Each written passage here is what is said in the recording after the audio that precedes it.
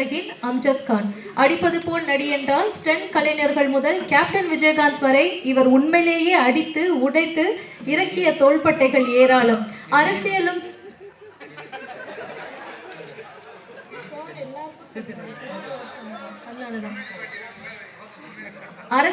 சினிமாவும் இவருக்கு தேன் மிட்டாய் மாதிரி. சினிமாவில் இவர் பின்னி எடுப்பார், அரசியல் இவரை பின்னி எடுக்கும். ஆனாலும் அசர மாட்டார். வில்லன் மாதிரி இருந்தாலும் ஆர்.கே. செல்வமணிக்கு இவர் அதிசய குழந்தை. காலங்கள் கடந்தாலும் ஆர்.கே. செல்வமணியை எப்போதும் அண்ணன் என்றே அழைப்பார். அந்த அண்ணனிடம் தான் பெற்ற அனுபவங்களை எடுத்துரைக்க அன்புடன் அழைக்கிறோம்.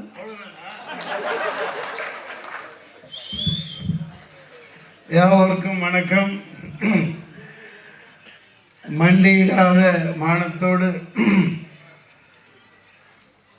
வாஞ்சையான உள்ளத்தோடு வேறு கொண்ட வேங்கையாக சீரும் சிறுத்தையாக அடங்க மறுக்கும் அடலேறுவாக அன்பின் உருவமாக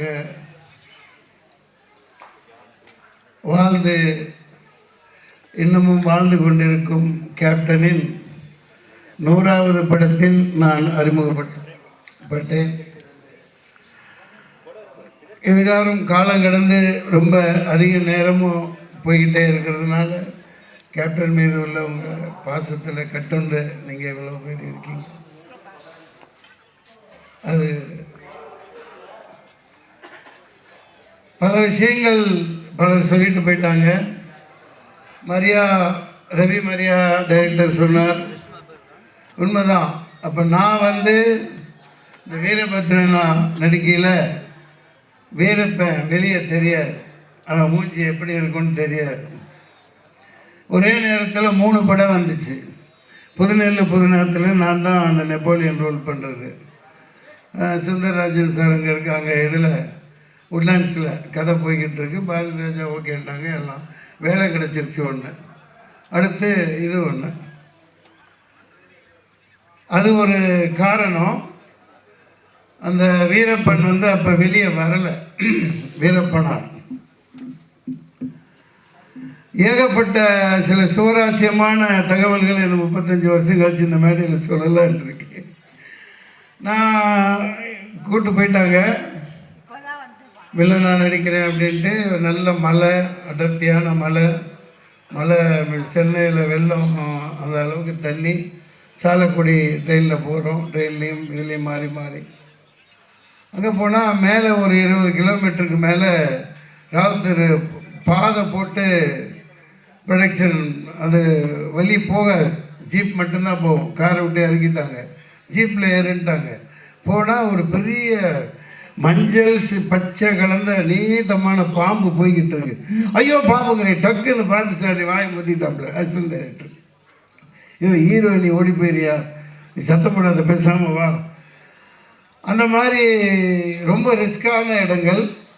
அதுவும் இந்த ஒரு கதாநாயகி இப்போ போயிட்டாங்கன்னாங்க. இந்த ரம்யா கிருஷ்ணன் பாத்திரத்தில் நடிக்க இருந்தவங்க இப்போ மாதரசி சரண்யா மேடம், சரண்யா நடிச்சிட்டு இருக்காங்க இல்லையா, அவங்க தான் நடிக்க இருந்தது. வந்தாங்களாம், பார்த்தாங்களாம், இந்த மாதிரி பாம்பு யானை இதெல்லாம் பார்த்துட்டு மலை மேலே ஏற முடியாதுன்ட்டு அப்படியே போயிட்டாங்க. அந்த மாதிரி சில ஏகப்பட்ட அனுபவங்கள் அதில். அப்புறம் அந்த நாட்கள் மறக்கவே முடியாது இன்னமும். அப்படி ஒரு மனோரம்யமான நாட்களாக இருந்தது, மறக்க முடியாத காலகட்டம். எப்படின்னா, அது 60 குதிரைகள், 1000 ஜூனியர் ஆர்டிஸ்ட்டு, அங்கே லோக்கல் ஆளுகள்லாம் வச்சுக்கிட்டு பெரிய அளவுக்கு எடுத்துகிட்டு இருப்பாங்க. நான் காலையில் ஒரு நாள் எப்போவுமே நேரத்தில் எழுந்திரிச்சு நான் என்னை பிக்கப் பண்ண வந்த வண்டிக்கு முன்னாடியே காப்பி கொண்டு வந்த வண்டியில் ஏறி நான் முன்னாடி போயிட்டேன். அது விபத்துக்குள்ளாகி மோகன் ஒரு தொழில்நுட்ப கலைஞர் இருந்தார், மிகப்பெரிய. அப்போலாம் ரொம்ப ஃபீல் பண்ணி உடனே ராவுத்தரிங்கன்னு சொல்லிட்டாரு, கிளம்பி வாங்க எல்லாமே. இராணுவம் ஒரு போர் படை எப்படி திரும்பி வந்துடும், போருக்கு போன படைகள் திரும்பின மாதிரி எல்லாம் திரும்பி வந்துட்டாங்க. என்னடா இது வில்லன்னாங்க, 4 நாளில் நம்மளை திருப்பி கூப்பிட்டாங்களே, எல்லாம் திரும்பி வந்துட்டோம். பயங்கரமான சோதனைகள். அதுக்கப்புறம் போகிறோம், மறுபடியும் எடுக்கிறோம். அப்புறம் இங்கே சுந்தரராஜன் சார் அவர் பயணித்த ஒரு வண்டி எல்லாம் அப்போ டீமாக இருந்தாங்க இவங்கெல்லாம். அது விபத்துக்குள்ளாகி வாகன ஓட்டுநர் இதை இறக்குறாங்க. அப்புறம் ஏதோ பண்ணி மிகப்பெரிய போராட்டங்களுக்கு அப்புறம் மறுபடியும் போய் அங்கே எடுத்தாங்க. சாதாரணமாக கஷ்டப்படலை.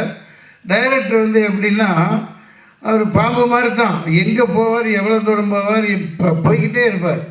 10 கிலோமீட்டர் 5 கிலோமீட்டர் சரி இந்த லொக்கேஷன் பார்க்க நடந்து போய்கிட்டே இருப்பார். அப்படி ஒரு அந்த இதெல்லாம் கண்டுபிடிச்சி அப்புறம் அதெல்லாம் மறக்க முடியாது. நான் ரொம்ப என்ஜாய் பண்ணிகிட்டு இருப்பேன். அவங்க தானே கஷ்டப்படுறாங்க. காலையில் லென்ஸை மாட்டி விட்டுருவாங்க, கான்டாக்ட் லென்ஸு.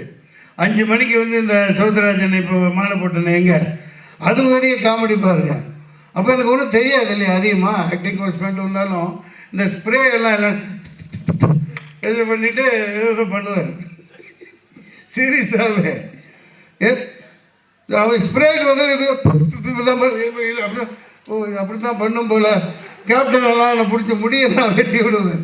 பெருசாக வச்சுட்டு சுற்றணும்னா நெல்லுடா அசிங்கமாக தெரியணுன்னே அப்படின்ட்டு அப்புறம் பான் கேக்கெல்லாம் போட்டு ஸ்டிக்கெல்லாம் போட்டு அதெல்லாம் எனக்கு கிடைக்க முடியாத, கிடைக்க இயலாத பாக்கியங்கள். அந்த மலை காட்டுக்குள்ளே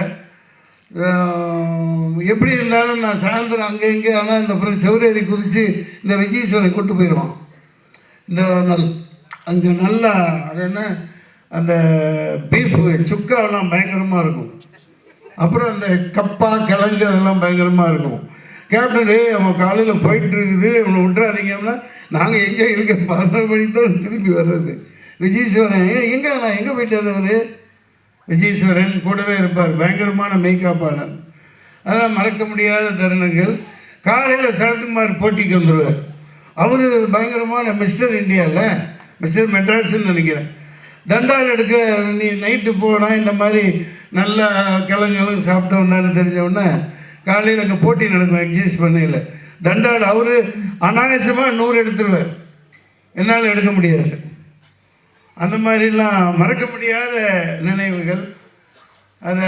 அதை விட பெரிய கொடுமை என்னென்னா, நம்ம துணை நடிகர்கள்லாம் பரவாயில்ல, அவர் டைரக்டர் சார் காலையில் லென்ஸை போட்டு விட்டு என்னென்னமோ சீன் எடுத்துக்கிட்டு இருப்பார். கடைசி 5 மணி ஆகும். எப்படா சூரியன் செட்டில் ஆகுங்கையில் தான் டைலாக் வரும். 18 பக்கம் 20 பக்கம் டைலாக்கு. என்னடா டைலாக் வரல, என் டைலாக் வரல. இவர் அண்ணன் லேகத்தலிக்கான் சார் ஃப்ளைட்டில் அனுப்பிச்சுடுவார். ஃப்ளைட்டில் கோயம்புத்தூருக்கு வந்து அங்கேருந்து அம்பாசிடர் காரில் பாலக்காடு வழியாக அங்கே சாலக்குடிக்கு டைலாக் வரும். அங்கே கிடக்குறான் அந்த ரேஞ்சுக்கு அதான் சொல்ல மாட்டார். பாப்பாரு ஏய் நீ பயப்படாது. இந்த 5 மணிக்கு சூரியன் செட் ஆகையில் 40 பேப்பரை வச்சுக்கிட்டு 20 பக்கம் டைலாக் பேசி சொல்லுவார். அதுதான் பிரபாகரா உன் பொண்டாட்டியும் பிள்ளையும். அந்த டைலாக் தெரியும், அது ட்ரெய்லரில் வரல சரியா. ஒரு மாடு 2 பீஸ் ஆச்சு. உன் பொண்டாட்டி பிள்ளை எத்தனை பீஸ் ஆவாங்க எனக்கு தெரியாது, எனக்கு கணக்கெல்லாம் போட தெரியாது, நீயே போட்டு பார்த்துக்கோ. இந்த மாதிரி நிறையா என்ன சுழுக்கெடுத்தவர் இவர் தான். அங்கே நான் சொல்லிக்கிட்டு இருக்கையில் ஒன்று விட்டுட்டேன். அங்கே வந்து 1000 ஜூனியர் ஆர்டிஸ்ட்க்கு மேலே வரவழைப்பாரு இல்லையா. இங்கே என்ன சின்சியராக நடித்து கொடுத்துட்டு லைனில் நின்று ட்ரெஸ்ஸை காட்டி கொடுத்துட்டு போயிடுவாங்க. அங்கே அந்த 5 மணி ஆனால் போதும்.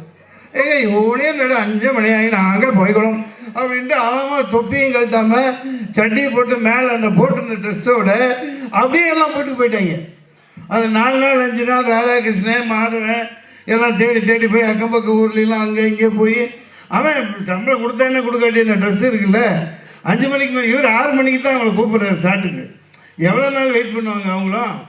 அது பாட்டு கட்டிட்டு போயிட்டாங்க. அது ஒரு கூத்து ஒரு பக்கம் நடந்துக்கிட்டே இருக்குது. அப்புறம் கடைசி கிளைமாக்ஸ் மறக்கவே முடியாது. ஆமாம், அப்போ தான் அர்த்தராத்திரி 2 மணிக்கு பிறந்தது. 7வது நாள் இங்கே சாரதா ஸ்டுடியோவில் செட்டு போட்டு எடுக்கிறாங்க. என்னால் போய் அப்போ தான் இறுதி நாள் அன்னைக்குன்னு நினைக்கிறேன் தம்பி பிரபாகரன் பிறகுது. அது சரியாக சென்டிமெண்ட்டாக அங்கே படத்தில் ரம்யா கிருஷ்ணன் குழந்தை பிறக்கும், இங்கே தம்பி பிரபாகரன் பொறுத்துச்சு, அப்படி காமிச்சிருப்பாங்க. அதெல்லாம் மறக்க முடியாது. அது 7 நாள் ஃபைட்டில் என்ன அவர் துவைச்சதோட நான் அவரை துவைச்சி எடுத்துட்டேன். ஐ மீன், அதாவது அந்த அளவுக்கு ஒரு கோஆப்ரேட் பண்ணி ஒரு புது நடிகன்னு எனக்கு சொல்லி கொடுத்து சூப்பர் சுப்ராயனை வச்சு ஏகப்பட்ட ட்ரைனிங் கொடுத்து எடுத்தாலும் கூட கேப்டனுக்கு அப்பப்போ அந்த கையெல்லாம் இறங்கிடும். தொடர்ந்து ஃபைட் பண்ணி இந்த இடத்துல அதெல்லாம் சொல்லணும். அது மற்ற நடிகர்கள்லாம் இப்போ தான் இந்த கேரவன் கலாச்சாரம், செல்ஃபோன், அப்போல்லாம் அது ஒன்றும் கிடையாது. ஏவிஎம்சி தியேட்டராக இருக்கட்டும், அதுக்கப்புறம் நடித்த படங்களாக இருக்கட்டும், செட்டை விட்டு வெளியவே போக மாட்டார் மனுஷன். ஃபைட்டர்ஸ் கூட பேசிக்கிட்டே இருப்பார். ஜல்லில் விளையாட விட்டுட்டு கிண்டல் பண்ணிக்கிட்டு அவர் குடும்ப இது மாதிரி விளையாண்டுக்கிட்டு செட்டை விட்டு அந்த லஞ்சு சாப்பிட போகிறதுக்கு போனது தான். அதுக்கப்புறம் அப்போல்லாம் நான் தப்பானிக்கு அப்பப்போ 10 தடவை வெளியே போயிடுவோம், வந்துடுவோம். அவருக்கு அந்த பழக்கமே கிடையாது. குடும்ப நண்பர்களாக அந்த ஃபைட்டர்ஸ் கூட எல்லாத்து கூட சேர்ந்து பண்ணவும் தான் அவர் சண்டை காட்சி இது வரைக்கும் அவர் அளவுக்கு யாரும் முன்னுதாரணம் இல்லை. ஒரே ஒரு எம்ஜிஆர், ஒரு சிவாஜி, அடுத்து கேப்டன். அது அடிக்கிறதுக்கு நடிகர்கள் யாருமே தென்னிந்தியாவில் எனக்கு கண்ணுக்கு தூரம் தெரிஞ்ச வரைக்கும் யாரும் இல்லை. அந்த அளவு ஒரு அற்புதமான மனிதராக இன்னும் நம்மள்கிட்ட வாழ்ந்துக்கிட்டே இருக்கார், வாழ்வார். ஆமாம், இன்னும் நிறைய விஷயங்கள் விட்டுட்டேன், சொல்ல முடியாத விஷயங்கள்லாம் இருக்குது. கேப்டன் பிரபாகரன் மீண்டும் இவர் இயக்குனர் மிகப்பெரிய அளவில் ஆர்கே செல்வனி அவர்கள் இயக்கணும். வாய்ப்புக்கு நன்றி கூறி விடைபெறுகிறேன். நன்றி, வணக்கம். நன்றி சார். திரு விஜய் பிரபாகர் அவர்கள் பேசுவதற்கு முன்பாக திரு ஆர்கே செல்வமணி அவர்களை ஏற்புரை வழங்குவதற்காக